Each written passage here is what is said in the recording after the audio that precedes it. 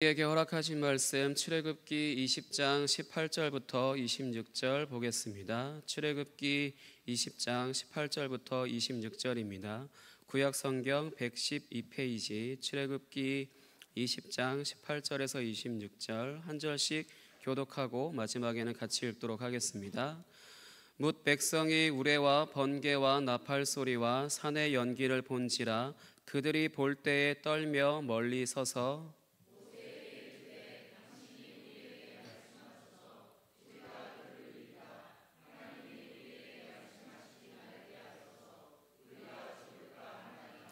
모세가 백성에게 이르되 두려워하지 말라. 하나님이 임하심은 너희를 시험하고 너희로 경외하여 범죄하지 않게 하려 하심이니라.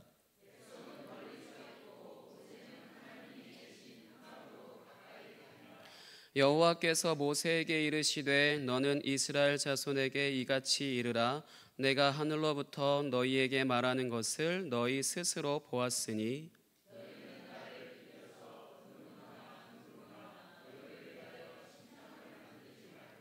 내게 도단을 쌓고 그 위에 내 양과 소로 내 번제와 화목제를 드리라. 내가 내 이름을 기념하게 하는 모든 곳에서 내게 임하여 복을 주리라.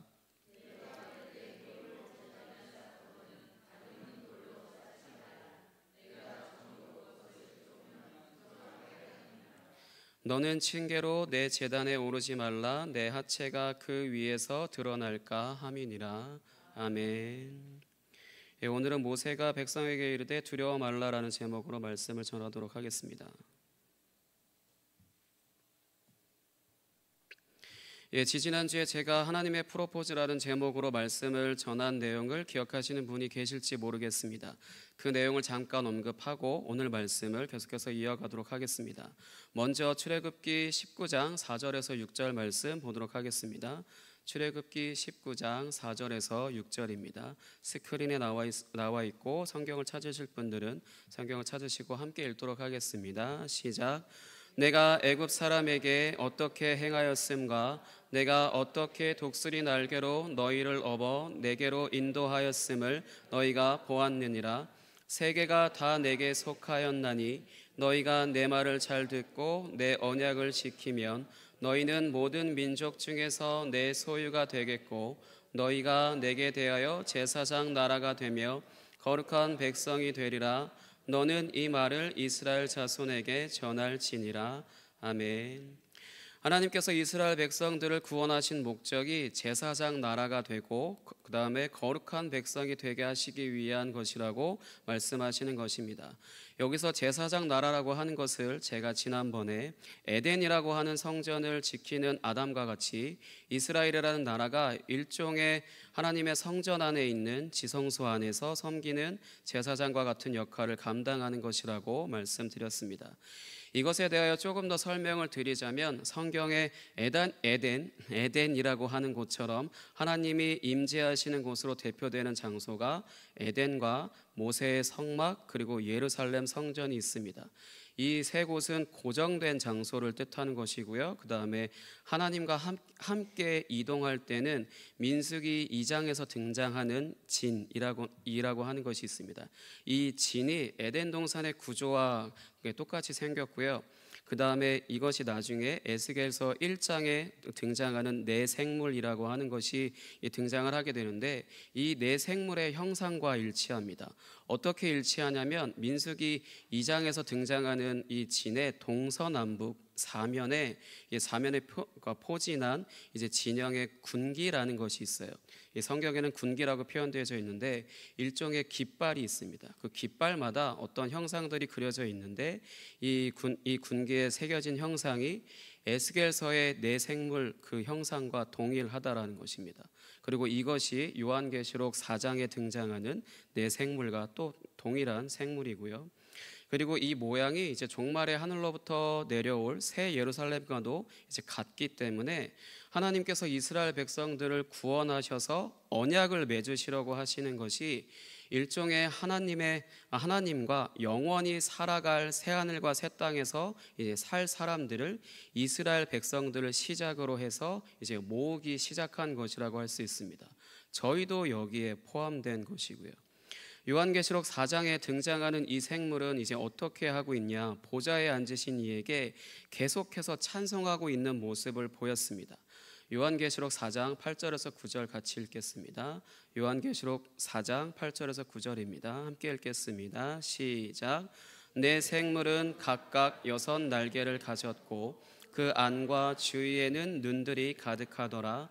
그들이 밤낮 쉬지 않고 이르기를 거룩하다 거룩하다 거룩하다 주 하나님 곧 전능하신 이여 전에도 계셨고 이제도 계시고 장차 오실 이시라 하고 그 생물들이 보좌에 앉으사 세세토록 살아계시는 이에게 영광과 존귀와 감사를 돌릴 때에 아멘.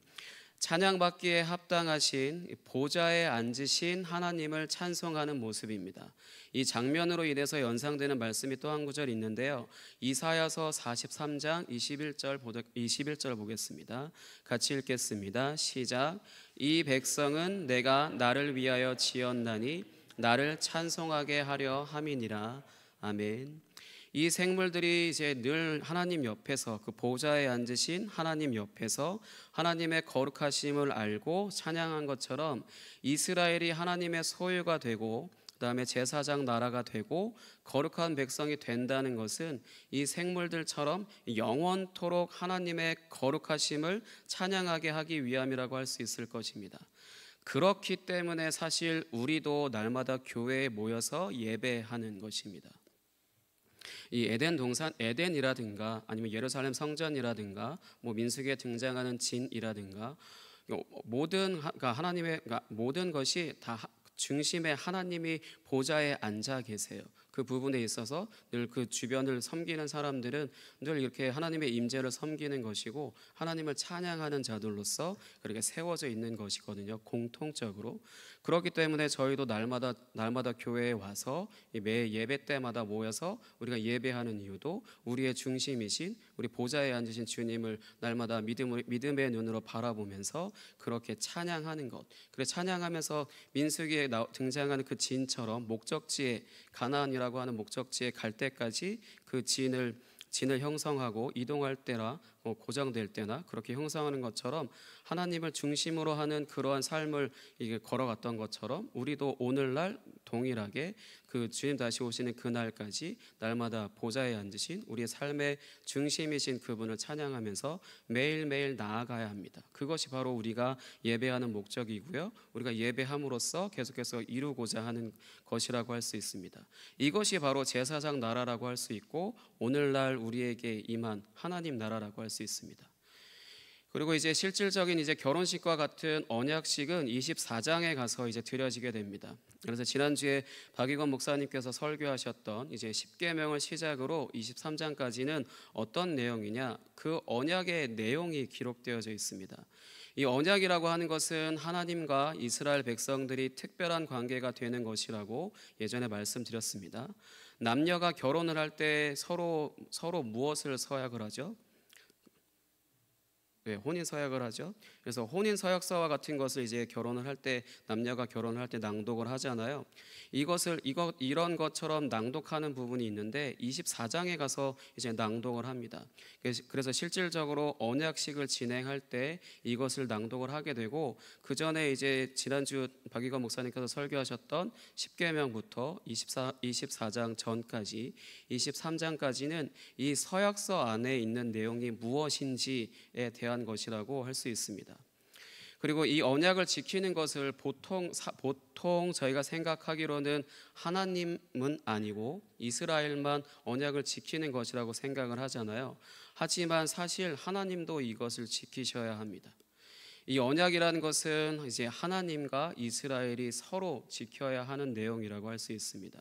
보편적으로 하나님께서 이스라엘 백성들이 무엇을 어떻게 지켜야 하는지에 대한 것들로 나열되어 있긴 한데 그 부분에 있어서 이스라엘 백성들이 그것을 잘 준수했을 때 그때 하나님께서 은혜를 베푸셔야 되는 의무가 있거든요. 그런 부분들처럼 어찌됐든 간에 이 언약서가 있고 언약의 내용이 있다라면은 그것에 있어서 하나님은 하나님 편에서 사람은 사람 편에서 이제 지켜야 하는 것입니다. 그래서 지난 주일 저녁 제가 말씀을 드릴 때 드렸던 부분인데, 하나님께서 이 언약을 지키셔야만 하나님이 신실하신 분이라고 이제 말할 수 있는 것입니다. 하나님이 변덕스럽거나 아니면 거짓말을 하시거나 능력이 없으신 분은 아니시지만, 이 언약이라는 것에 있어서 언약을 맺은 대상이 신실하지 못하더라도, 사실 그 언약을 맺은 대상이 신실하지 못하더라도 하나님 편에서 지키셔야 하는 것은 지키셔야 하고, 만약 언약의 대상에게 끌려가시게 되면 신실하지 않으신 것 같은 모습을 보이시게 됩니다. 그래서 언약의 중보자라고 하는 사람이 필요하고, 또 한편으로 선지자라고 하는 사람들이 그래서 필요한 것입니다. 일방적으로 하나님의 말씀을 전하기 위해서 존재하는 자들이 아니라, 그들 중에는 모세가 대표적이고요, 대부분의 선지자들도 역시 하나님께서 언약하신 내용들에 대해서 하나님이 언약을 위반하시는 것 같고 거기에 신실하시지 않으신 것 같은 모습을 보일 때 이제 하나님께 이제 탄원을 하는 거거든요. 하나님, 언약을 지키셔야죠. 하나님, 이렇게 약속하셨잖아요. 이렇게 이야기하는 게 바로 언약의 중보자이고 그 다음에 선지자들입니다. 그 부분에 있어서 하나님께서 왜 이렇게까지 이렇게 어떤 특별한 사람들을 두시냐, 완벽하시지 않으셔서가 아니라 완벽하시고 완전하시기 때문에 이렇게 사람으로서 증인을 세우는 것 역시도 이제 아무 문제가 되어지지 않는다라는 것이죠. 그 부분에 있어서 일종의 증인과도 같은 사람들이 이제 있는 것입니다. 이런 하나님께서 언약을 신실하게 이루신 것, 이 이스라엘 백성들과 이제 하나님께서 맺으신 이 언약이 온전하게 이루어진 사건이 우리가 익숙하게 잘 알고 있는 예수님의 십자가 사건입니다. 언약에 신실하지 못한 이스라엘과 언약을 완전히 파기해 버리실 수도 있었지만 그러지 않으시고 예수님을 십자가에서 죽게 하시는 것으로 사람들의 죄를 용서하시고 새 언약을 맺으시는 것으로 새로운 공동체를 만드셨죠. 그래서 하나님께서 이제 구원하시기로 예정하신 온 세상에 있는 사람들을 이 언약 안에서 살게 하셨습니다. 하나님이 자신이 맺으신 언약에 끝까지 신실하신 것입니다. 그런데 좀 놀라운 것은요, 하나님께서 이렇게 불의한 사람들로 인하여서 자신이 대가를 치를 것도 이미 약속을 하셨습니다. 창세기 9장 15절에서 17절 말씀 보겠습니다. 창세기 9장 15절에서 17절입니다. 같이 읽겠습니다. 시작. 내가 나와 너희와 및 육체를 가진 모든 생물 사이에 내 언약을 기억하리니 다시는 물이 모든 육체를 멸하는 홍수가 되지 아니할지라. 무지개가 구름 사이에 있으리니 내가 보고 나 하나님과 모든 육체를 가진 땅의 모든 생물 사이에 영원한 언약을 기억하리라. 하나님이 노아에게 또 이르시되 내가 나와 땅에 있는 모든 생물 사이에 세운 언약의 증거가 이것이라 하셨더라. 아멘. 이 내용은 다들 잘 알고 계시겠지만 하나님께서 홍수로 모든 지면에 있는 사람들을 다 쓸어버리신 후에 다시는 물로 심판하시지 않으시겠다고 약속하신 것입니다. 그리고 여기에 그 언약의 증거로 무지개를 세우셨죠. 그런데 사실 여기서 무지개라고 하는 것은 쓸 때는 단어를 쓸 때는 무지개라고 쓰고 읽을 때는 활이라고 읽어야 합니다. 무슨 말이냐면 하나님께서 하늘에 활을 하나 이렇게 세워 놓으셨다는 것입니다. 그것도 활 시위가 당겨져 있는, 화살촉이 이게 가운데 있고 활 시위가 당겨져 있는 그 활을 하나를 하나님께서 하늘에 세워 두신 것이라는 것입니다. 이것이 무엇을 의미하냐면 내가 이제 인간들의 연약함을, 죄를 다 내 책임으로 돌리겠다, 내가 다 짊어지고 가겠다라고 이렇게 선언하신 것을 의미하는 것입니다. 왜냐하면 화살촉을 하나님의 얼굴을 향해서 뒀어요.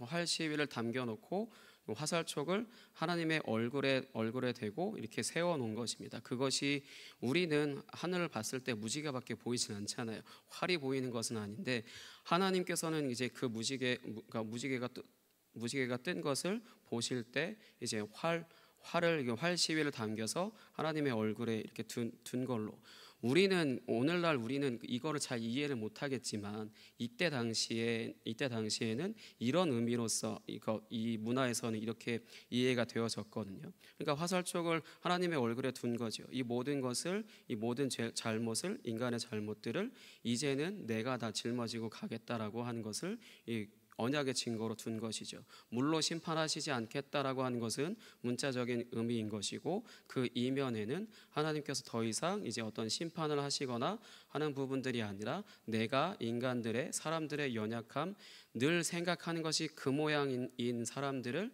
내가 다 짊어지고 가겠다라고 이렇게 표현하신 것입니다.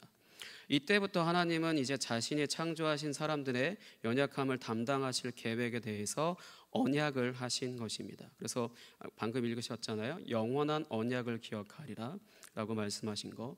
일종의 부모가 자신이 낳은 자식이 어떠하든지 간에 끝까지 책임지겠다라고 이제 말씀하시는 것과 이제 같은 것이라고 할 수 있습니다. 여러분들 잘 아시다시피 하나님은 언약에 대하여 신실하신 분이시죠.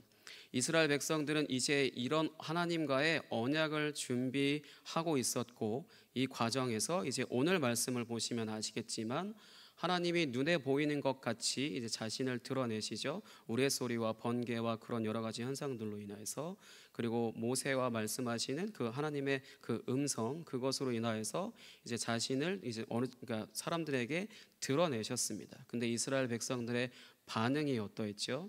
공포심에 덜덜덜 떨었습니다. 이때 이제 모세가 이제 백성들에게 말합니다. 본문 20절 말씀 같이 읽겠습니다. 본문 20절입니다. 같이 읽겠습니다. 시작. 모세가 백성에게 이르되 두려워하지 말라. 하나님이 임하심은 너희를 시험하고 너희로 경외하여 범죄하지 않게 하려 하심이니라. 아멘. 이제 백성들은 혹시라도 하나님이 자신들을 죽이실까봐 이제 두려워하고 있었습니다. 이 백성들의 이런 반응에 대하여서 이제 모세가 두려워하지 말라라고 말합니다. 두려워하지 말고 경외하라고 말합니다. 사실 이 두 단어는 같은 말이긴 해요. 근데 백성들의 두려움은 공포를 기반으로 한 것이고, 모세가 말하는 경외는 어려워하는 것을 기반으로 한 두려움이라고 할 수 있습니다. 이제 백성들의 두려움은 이제 죽을 수도 있는 걱정이 이제 발생하게 되고, 모세가 말하는 두려움은 범죄하지 않게 됩니다. 여기서 백성들이 저지를 수 있는 범죄는, 하나님께서 범죄하지 않게 하시겠다라고 하는 그 범죄는 아마도 하나님께서 가까이 오지 말라고 말씀하는 이제 그 산으로 들어가는 것을 이제 말하는 것일 겁니다. 왜냐하면 하나님께서 이 산은 거룩한 곳으로, 하나님께서 계시는 임재에 계시는 거룩한 곳으로 여기셨기 때문에 이제 정결하지 못한 사람들이 올라오게 될 경우 죽이실 수도 있다라고 하는 그런 하나님의 성품으로 인하여서 막으셨거든요. 근데 그것을 분명히 말씀하셨는데 넘어선다라는 거 한다는 것은, 부정한 사람이 거룩한 곳에 들어가면은 거기가 더럽혀지잖아요. 하나님께서는 되게 좀 거친 표현이지만 죽여버리십니다. 구약에 등장하시는 하나님은 죄인이라고 하는 사람을, 예전에도 그런 표현 했던 것 같은데, 극혐하십니다. 정말로 혐오하십니다. 의롭게 행동하는, 하나님 편에서 좋은 일을 하는 그 웃사라고 하는 사람도 단순히 언약궤가 깨질까 싶어서 흔들리는 수레를 붙잡았던 것뿐인데 그 자리에서 즉사했거든요. 왜냐하면 하나님께서 절대로 거룩한 것을, 속된 것이 만지게 하는 것을 허용하시지 않는 분이시니까요. 그런 부분에 있어서 이제 이스라엘 백성들이 이 산으로 들어오게 될 것을 이제 막으시는 것, 그 부분이라고 할 수 있습니다. 우리가 어떻게 이해할 수 있냐면, 사람이 이제 어떤 상대방을 어려워하지 않게 되면, 그것이 어른이 됐든 어떤 사람이 됐든 어려워하지 않게 되면 이제 상대방한테 너무 편하니까 가까이 가다가 실수하죠. 그런 것처럼 이제 뭔가 어려워하는 것이 없다라면은 자기도 모르게 두려움 가운데 있다 하더라도, 이 사람이 나를 죽일 것 같은 이스라엘 백성들이 공포를 느끼고 있다 하더라도 자기 자신을 통제할 수 없기 때문에 어려워하지 않는 사람에게는 실수 같은 것들을 할 수 있거든요. 그런 부분들에 있어서 하나님께서 죄인인 사람들을 죽이실까봐, 거룩하신 하나님께서 죄인들인 사람들을 죽이실까봐 이제 경외하라고 이제 말씀하는 것입니다. 그리고 제가 예전에 말씀드린 적이 있는데 성경에 두려워하지 말라라고 하는 문장이 가장 많이 등장한다고 제가 예전에 말씀드렸었습니다. 문자적인 부분만을 말하는 것이 아니라 의미적인 부분까지 포함해서 두려워하지 말라라고 하나님께서 말씀하시는 부분이 성경에서 가장 많이 등장하거든요. 근데 오늘 이 말씀이 이제 그 의미가 잘 나타나 있는 본문 중에 하나라고 할 수 있을 것입니다. 왜냐하면 하나님께서 지금 이스라엘 백성들을 이제 출애굽 시키셨잖아요. 그 어떤 바로 파라오라고 하는 이집트의 그 폭군으로부터 이제 구원을 해 놓으신 상태예요. 그리고 이제 제사장 나라와 거룩한 백성이 되기 위해서 이제 언약을 이제 준비하고 있는 상황입니다. 근데 이러한 상황 가운데 하나님의 임재를 눈으로 보게 된 것과 이제 하나님의 음성을 귀로 듣게 된 것에 대해서 이스라엘 백성들이 공포와 같은 감정을 동반할 이제 두려움을 느낄 상황이 사실은 아니에요. 왜냐하면 하나님께서 이제 이스라엘 백성들을 자신의 사랑 안에 거하게 하시기 위해서 부르신 상황이거든요. 하지만 하나님께서 등장하실 때 우레와 번개 소리 같은 저희가 한밤중에 집에 혼자 있는데 천둥번개 치면 무섭잖아요. 그런 것처럼 하나님께서 그렇게 등장을 하시고, 그리고 이미 이스라엘 백성들이 알고 있는 사실이지만 하나님을 직접 보면 죽는다라고 하는 것이 이미 이스라엘 백성들에게는 알려져 있는 사실이었기 때문에 그 부분에 있어서 당연히 이스라엘 백성들은 공포심에 떨게 되는 것은 당연한 부분이라고 할 수 있습니다. 하지만 이때 하나님께서 두려워하지 마라고 이렇게 말씀하시는 거거든요. 안심시키시는 겁니다. 내가 지금은 안 죽일게 라는 것이 아니라 나는 너희를 죽이려고 하는 것이 아니고 너희를 살리려고 여기로 데리고 왔고 내가 너희를 사랑하기 위해서 내가 너희를 구원했다라고 이렇게 말씀하시는 그런 상황입니다. 그 부분에 있어서 이제 하나님과 이스라엘 백성들이 언약을 맺어서 하나님의 소유가 되고 제사장 나라가 되고 이제 거룩한 백성이 된다는 것은 하나님의 임재 안에서 또 한편으로 하나님의 품 안에서 이제 하나님을 직접적으로 섬기며 살아간다고 하는 것과 이제 같은 말이라고 할 수 있을 것입니다. 우리는 머리로서 다 이해할 수 없죠. 하나님의 임재를 직접적으로 경험한다라든지 하나님을 직접 대면한다라고 한다든지 그런 부분들을 우리의 머리로는 다 이해할 수 없잖아요. 그러니까 이스라엘 백성들도 역시 마찬가지였을 것입니다. 하지만 하나님께서는 이스라엘 백성들을 구원하시고서 이제 구원하신 목적이 제사장 나라가 되고 그다음에 거룩한 백성이 되게 하신 것인데, 그 부분을 가장 잘 나타내고 있는 말씀 레위기 26장 12절 보겠습니다. 레위기 26장 12절입니다. 같이 읽겠습니다. 시작. 나는 너희 중에 행하여 너희의 하나님이 되고 너희는 내 백성이 될 것이니라. 아멘. 그러니까 하나님께서 이스라엘 백성들을 구원하셔서 이제 너희 중에 행하여 너희 한 가운데서 이제 하나님께서 행하신다라고 하는 거거든요. 거룩하신 하나님이 더럽고 그 죄인인 사람들을 이스라엘 백성들을 구원하셔서 이제 함께 살아가겠다라는 거죠.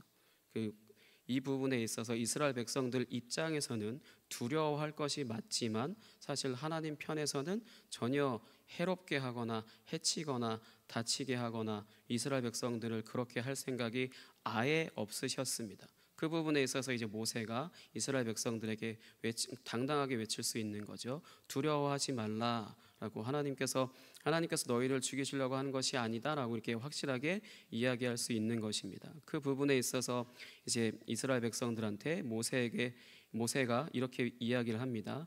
그리고 나서 이제 본문 말씀 22절부터는 여호와 하나님께서 이제 모세에게 말씀하셔서 제단이라고 하는 것을 이제 만들게 하십니다. 제단을 만드는 것에 대한 법을 일종의 제단에 대한 법을 이제 일러 주십니다.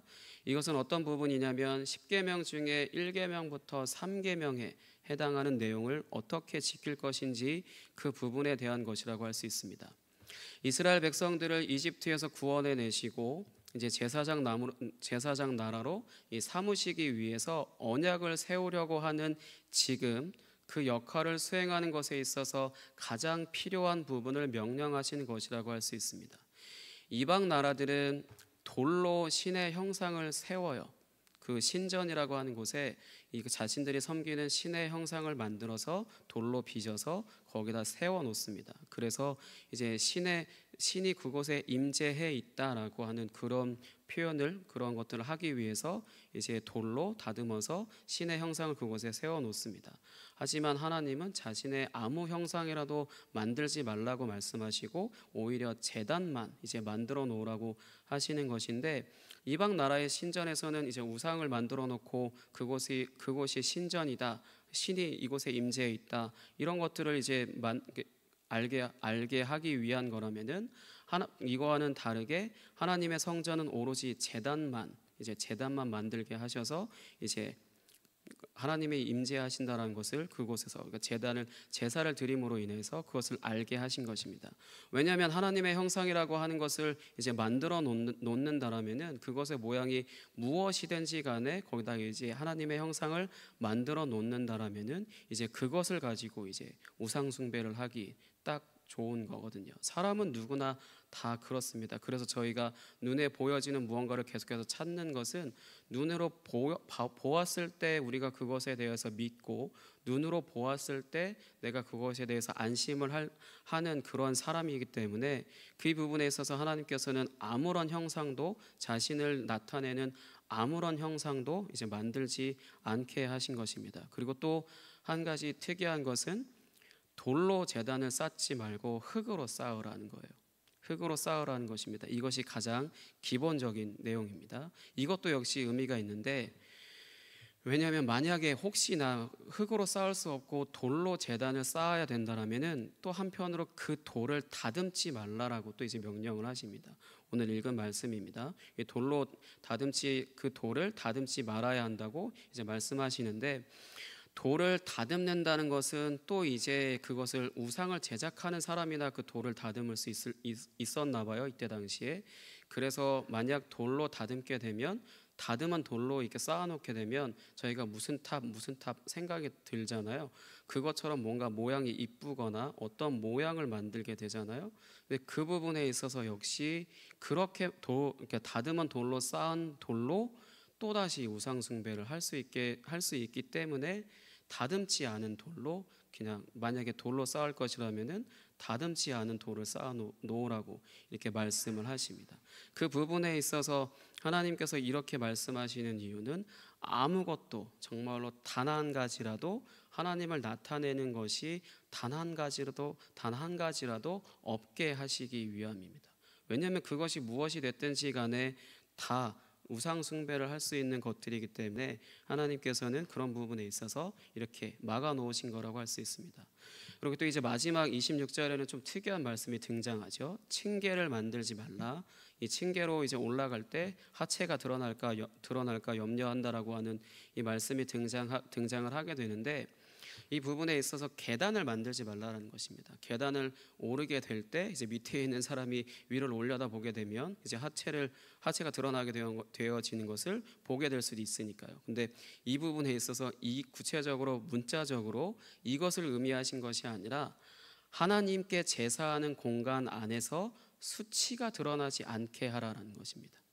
그 부분에 있어서 그냥 예를 들어서 오늘날 이렇게 저처럼 지금 예배를 인도하고 있는데, 혹시나 여러분들이 봤을 때 뭔가 저의 수치가 드러나는 부분이 있다라거나, 옷이라든지 기타 여러 가지가 있어서 수치라고 하는 부분이 드러난다라고 한다라면은 그 부분이 있어서 예배가 방해가 되잖아요. 그 부분과 이제 같은 것이라고 할 수 있습니다. 그래서 얼마 전에 담임 목사님께서 진행하셨던 그 성경 세미나 중에 예배 모범이라는 거 있었잖아요. 그 부분이 오늘 이 말씀과 비슷한 맥락이라고 할 수 있습니다. 하나님을 예배하기로 정한 공간 안에 음식과 음료를 가지고 들어온다거나, 아니면 옷을 입는 것도 굉장히 꽉 끼는 옷을 입거나 불편한 옷, 아니면 너무나 몸매가 드러나거나, 아니면 너무나 색깔이 눈에 확 띄거나 이런 옷을 입고 들어온다라든지, 아니면 예배 시간 직전에 막 떠들고 있다가 이제 예배 시작하니까 갑자기 모두가 예배 모드로 바뀌어서 예배를 한다라든지, 아니면 예배 시간에 성경을 보지 않거나 아니면 말씀을 듣지 않고 스마트폰으로 하고 있거나 기타 여러 가지 등등, 그런 부분에 있어서 이 예배하는 것을 방해하는 그 어떤 것도 이 부분에 있어서 이야기하셨잖아요. 그 부분에 있어서 이 부분을 준비하지 않게 된다면은 제가 이 부분을 준비하지 않게 된다면은 이제 저희가 부르는 찬양은 이제 그저 배경 음악이 되고요. 말씀은 그러니까 하나님의 말씀이 아니라 설교자의 말이 되고요. 그리고 저희가 하는 기도는 의미 없는 소리가 될 수 있습니다. 그렇기 때문에 사실 예배 시작하기 몇 분 전부터는 이제 조용히 기도하면서 예배하기 위한 준비를 해야만 합니다. 왜냐하면 찬양은 명령이기 때문에 저희가 선택이 아니라 하면 할 수 있으면 하고 할 수 없으면 못하고 하는 게 아니라 찬양은 명령이기 때문에 저희가 노래라고 하는 방식으로 찬양을 하기로 결정을 한 거잖아요. 물론 공개적으로 이렇게 하겠습니다라고 결정한 게 아니라 그냥 앞에서 찬양팀이 인도해서 찬양을 하면 이게 찬양이구나라고 저희는 생각을 하시겠지만 성경에는 찬양의 방식이 여러 가지가 있습니다. 그냥 말로만 하는 찬양이 있고 노래로 하는 찬양이 있고 기타 여러 가지 방식들이 있는데 그 부분에 있어서 저희가 지금 노래로 찬양을 하기로 결정을 해서 이렇게 앞에 찬양팀이 찬양을 하고 있고 그 다음에 뭐 피아노라든지 드럼이라든지 이런 악기를 활용을 하는 거잖아요. 근데 그러면은 이렇게 찬양하기로 결정을 했다라면은 찬양하는 시간에 앉아서 이거를 구경할 것이 아니라 입을 열어서 찬양을 해야만 합니다. 왜냐하면 찬양은 명령이기 때문에요. 하나님이 찬양받기에 합당하신 분이시다라고 하는 것에 있어서 우리가 노래라고 하는 것, 음악이라고 하는 것으로 찬양하겠다라고 했다라면은 이 예배 시간 안에 앞에서 찬양 인도하시는 분이 멘트를 하시고 곡을 인도하시는 것에 있어서 순종하는 마음으로 따라가셔야 합니다. 그리고 또 한 가지는 이제 말씀을 듣는 것에 있어서도 이제 설교자의 입을 통하여서 주시는 말씀이 이 설교자가 서고 이 설교자가 서고 저 설교자가 서고 여러 사람이 선다 하더라도 여기 자리에 이제 말씀 시간에 말씀을 전하는 사람이 누구이든지 간에 하나님의 말씀으로 듣기 위한 준비도 그래서 하나님의 말씀으로 들으셔야 합니다. 그리고 설교자의 인도를 따라서 이제 함께 기도하는 시간에 그 기도가 의미 없는 것이 되지 않고 하나님께서 받으시기에 합당한 기도가 될 수 있도록 우리의 기도가 하나님께서 받으시기에 합당한 기도가 될 수 있도록 이 모든 부분들을 예배 전에 준비해야 합니다. 왜냐하면 예배 전에 저희가 아무런 생각 없이 들어와서 예배한다고 했을 때도 예배하기가 어렵고요. 미리 준비하면서 하나님 내가 찬양할 수 있도록 내가 말씀을 하나님의 말씀으로 들을 수 있도록 그리고 내가 입을 열어서 나의 마음을 다해서 기도할 수 있도록 성령님 나와 함께 해달라고 계속해서 기도하셔서 준비하셔야 합니다. 그렇게 하지 않는다라면은 방금 말씀드렸듯이 찬양은 단순히 카페에서 들려지는 배경음악에 불과하고요. 말씀은 하나님의 말씀이 아니라 설교자의 말이 되어지고 그 다음에 기도는 아무 의미 없는 것이 되어져 버립니다.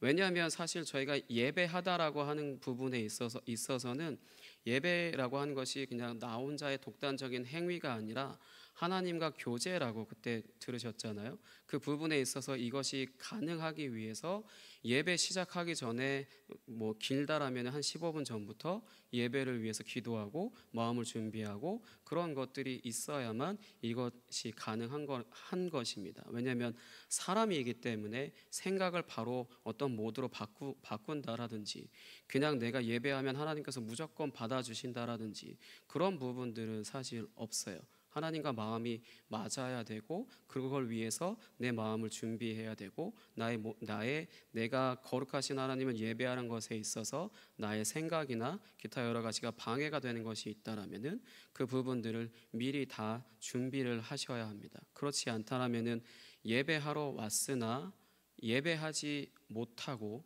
아니면 예배하지 않고 돌아갈 수 있다라는 것입니다. 이 부분에 있어서는 예배를 준비하는 사람이나 예배하러 오는 회중분들이나 다 같이 준비를 하셔야만 가능한 것입니다. 어느 한 사람이 이 모든 것을 다 준비한다고 해서 되어지는 것이 아니고요. 여러분들도 기도로 준비하고 그 찬양 있죠? 오늘 집을 나서기 전 기도했나요?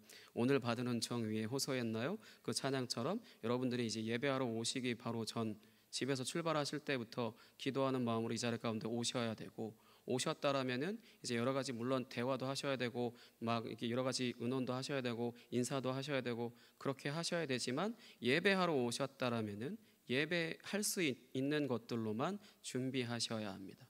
그래야 그 예배를 말 그대로 예배하다가 될 수 있습니다. 그렇지 않다라면은 나는 열심히 했는데도 아무런 것도 마음에 감동도 없고 아무것도 없고 내가 몇 년을 예배했고 몇 년을 섬겼음에도 불구하고 열매가 없을 수가 있거든요. 근데 그 열매가 없다라고 하는 것은 어찌 됐든 간에 내가 어쩌면 오늘 말씀 기준에서만 말씀드리자면 어쩌면 내가 예배하지 않고 있었을 수도 있습니다. 예배하러 앉아 있었지만 입을 열어 찬양했지만 말씀을 들었지만 기도했지만 어쩌면 내가 미리 다 준비하고 오늘 예배를 위해서 나의 모든 것을 다 준비하고 그렇게 예배를 드린 것이 아니라 그냥 와서 시간 되니까 왔고 시간 되니까 가고 그런 부분들에 있어서 내가 어쩌면 예배를 하지 않았을 수도 있다라는 것입니다. 그 부분에 있어서 오늘 말씀은 비록 제단이라고 하는 것을 만드는 것에 있어서 하나님께서 좀 특이하게 이런 것들을 명령하신 것이 이 제단 안에 오직 하나님만 예배하는 그런 공간이 되게 하시기 위해서 말씀하신 것이고 그 부분에 있어서 사람의 어떠한 부분도 방해가 되어지지 않도록 이렇게 말씀하신 부분이라고 할 수 있습니다. 그렇지만 또 한편으로 이렇게 제가 말씀드렸다고 해서 예배하러 와서 그냥 그 수동적으로 그냥 근엄하게 앉아 계시라라고 말씀드린 것이 아니라 오히려 사실 정말로 거룩하신 하나님을 예배한다라고 하는 것은 수동적이거나 굉장히 근엄하고 경건한 분위기는 사실 아닙니다. 오히려 굉장히 능동적이고요. 굉장히 기쁘고 굉장히 정말 웃음이 넘쳐나는 그러한 것이 사실 거룩하신 하나님을 올바르게 예배한다라고 하는 것입니다. 왜냐하면 하나님의 임재를 정말로 경험했다라고 하는 사람들은 어떤 형식에 얽매여 있거나 아니면 억지로 예배하지 않거든요. 그 하나님의 내가 만난 하나님이 어떤 분이신지 내가 알기 때문에 그분에게 있어서 내가 드려야 될 마음 그런 것들을 합당하게 무엇을 해야 되는지 스스로 알기 때문에 굉장히 능동적이고요. 굉장히 즐겁고 굉장히 감사가 넘칩니다. 그것이 바로 거룩하신 하나님을 예배하는 것입니다. 무언가 그냥 경건하게 기도로서 또 태도 잘 준비하고 말씀드릴 때 정자세로 딱 앉아 있고 각 잡고 앉아 있고 그렇게 찬양할 때 뭐죠? 그 떼창 그게 뭐라고 해야 되죠? 군인들이 구호 외치듯이 막 이렇게 막 이렇게 맞춰서 해야 되고 그런 건 전혀 아니고요. 굉장히 자유롭지만 성령 하나님의 통제 아래 자유롭기 때문에 그 부분에 있어서 굉장히 기쁘고 즐겁습니다. 거룩하신 하나님을 예배한다라고 하는 것은요. 그 부분에 있어서 오직 하나님 한 분만으로 충분하게 여기고 하나님 한 분만을 예배하는 것에 있어서 이제 방해가 되는 것들을 이제 스스로 제거할 줄 압니다. 마지막으로 빌립보서 3장 8절에서 9절 읽고 말씀을 마치도록 하겠습니다. 빌립보서 3장 8절에서 9절입니다. 같이 읽겠습니다. 시작. 또한 모든 것을 해로 여김은 내 주 그리스도 예수를 아는 지식이 가장 고상하기 때문이라. 내가 그를 위하여 모든 것을 잃어버리고 배설물로 여김은 그리스도를 얻고 그 안에서 발견되려 함이니 내가 가진 의는 율법에서 난 것이 아니요 오직 그리스도를 믿음으로 말미암은 것이니 곧 믿음으로 하나님께로부터 난 의라. 아멘. 그럼 이 시간에 함께 거룩하신 하나님, 주께서 높은 보좌에 함께 찬양하시고 이제 기도하도록 하겠습니다. 주께서 높은 보좌에 함께 찬양하겠습니다.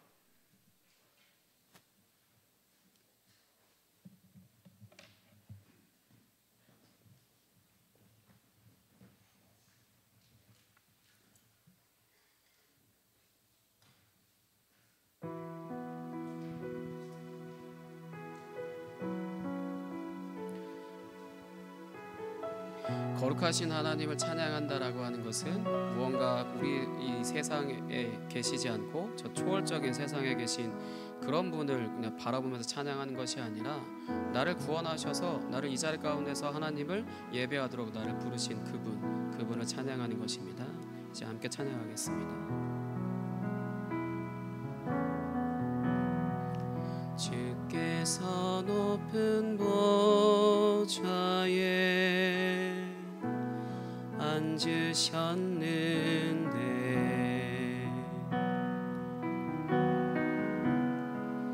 그 옷자락은 성전에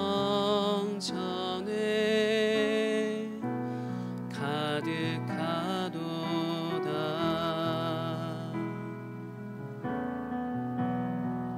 천사들이 모여서 서로 장화하여 외치니 그 소리는 성전에 가득하도다.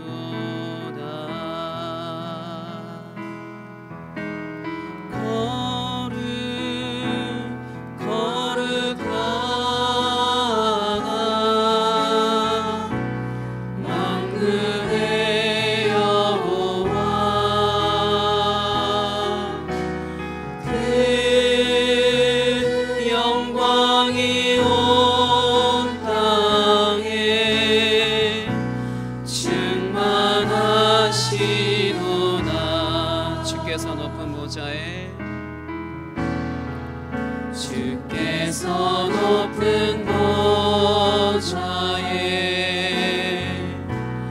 앉으셨는데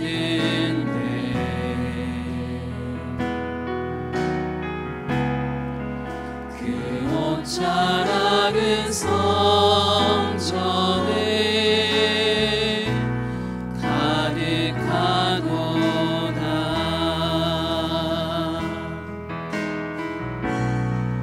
천사들이 모여서 서로 장화하여 외치니 그 소리는 성전에 가득하도다.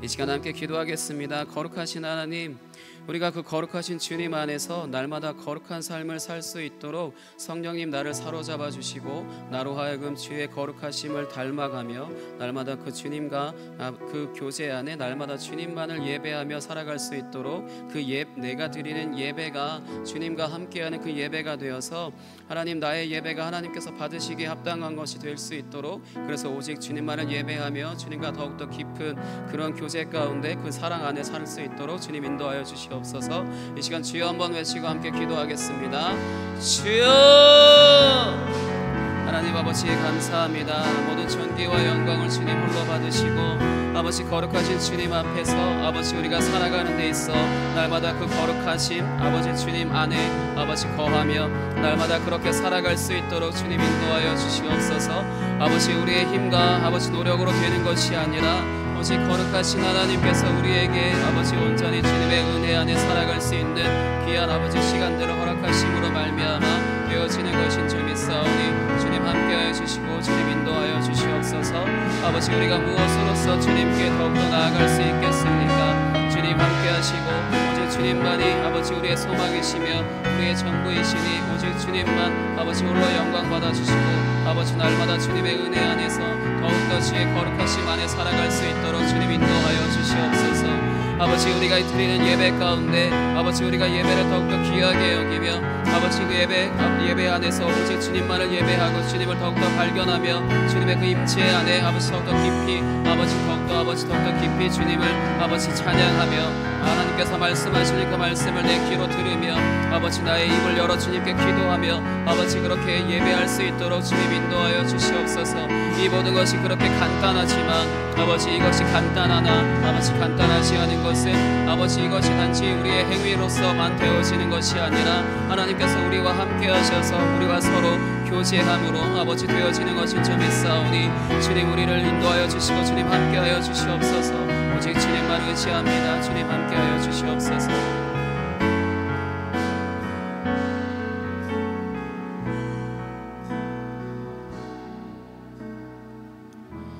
하나님 아버지 감사합니다. 주의 거룩하심에 아버지 우리가 어찌 아버지 나아갈 수 있겠습니까? 주님이 우리를 인도하시고 날마다 우리와 동행해 주실 때라야 아버지 우리가 옛사람이 죽고 새사람으로 살아가는 이 삶 가운데 아버지 날마다 거룩하신 주님과 동행하는 삶이 되는 줄 믿사오니 나의 옛사람이 온전히 죽었음을 내가 믿습니다. 아버지 그것이 단순히 나의 생각과 마음으로서 믿는 것이 아니라 주님께서 우리에게 주신 선물로서 아버지 나의 옛사람은 온전히 죽었으며 내가 오직 그리스도 안에서 새 사람 되었다라는 것을 아버지 우리가 믿으며 아버지 하루하루 그렇게 사라지는 삶을 살 수 있도록 주님 인도하여 주시옵소서. 우리가 날마다 주님을 예배하지만 아버지 우리가 이 예배에 대해서 준비하지 않거나 아버지 이 예배를 아버지 귀하게 여기지 않거나 아니면 우리가 이 예배하는 법 자체를 모르는 것으로 인하여서 우리가 아버지 예배하지 못하는 아버지 그런 죄를 범하지 않게 하시고 날마다 우리가 주님을 알아가고 하나님을 아는 지식이 우리 안에 쌓여갈수록 날마다 주님을 더욱더 깊이 아버지 예배하며 이 예배 시간 가운데 오직 하나님과 교제하는 그러한 시간이 되어질 수 있도록 주님 인도하여 주시옵소서. 그래서 우리가 예배하지 않는 자가 아니라 우리가 예배를 구경하는 자가 아니라 예배하는 자 되게 하시고 주님의 임재 안에 거하는 주님의 은혜 안에 거하는 자들이 되어질 수 있도록 주님 인도하여 주시옵소서. 오늘도 귀한 헌금으로서 주님께 드린 손길이 있사오니 주께서 기뻐 받아주시고 아버지 하나님 나라가 더욱더 30배 60배 100배로 아버지 확장되어지게 하시며 아버지 가정 가운데 날마다 주님의 은혜가 차고 넘칠 수 있도록 주님 인도하여 주시옵소서. 날마다 주님을 찬양하며 날마다 주의 하나님의 말씀을 들으며 날마다 우리의 입으로 주님께 기도하며 아버지 우리의 필요를 구하며 하나님의 뜻이 우리에게 이루어지기를 선포하며 그렇게 살아갈 수 있는 우리 모든 선교교회 아버지 성도님들 되어질 수 있도록 아버지 주님께서 우리에게 아버지 허락하신 아버지 예수 그리스도를 머리로 한 하나의 공동체가 되어질 수 있도록 주님 인도하여 주시옵소서. 감사합니다. 살아계신 예수 그리스도 이름으로 기도하였습니다. 아멘. 교회